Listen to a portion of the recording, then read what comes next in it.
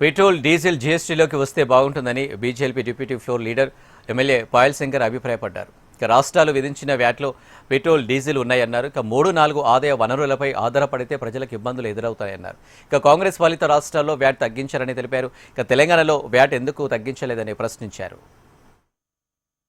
అధ్యక్ష, దేశ ప్రజలంతా కూడా ఏం కోరుకుంటున్నారు అంటే ఇప్పటికీ పెట్రోల్ డీజిల్లో కూడా జిఎస్టీలో వస్తే బాగుంటుందండి.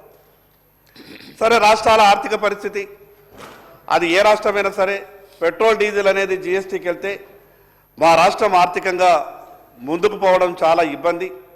అందుకొరకు పెట్రోల్ డీజిల్ని జిఎస్టీలు కాకుండా ఆయా రాష్ట్రాలు విధిస్తున్నటువంటి ట్యాక్స్లో వ్యాట్లో ఈ యొక్క పెట్రోల్ డీజిల్ ఉన్నాయి.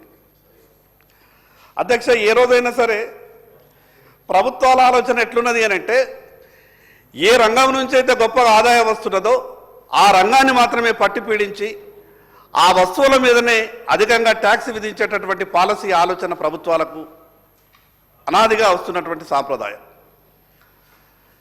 ఈరోజు ఉదాహరణకు అది ఎక్సైజ్ కావచ్చు, స్టాంప్స్ అండ్ రిజిస్ట్రేషన్ కావచ్చు, ఈరోజు వ్యాట్ కావచ్చు.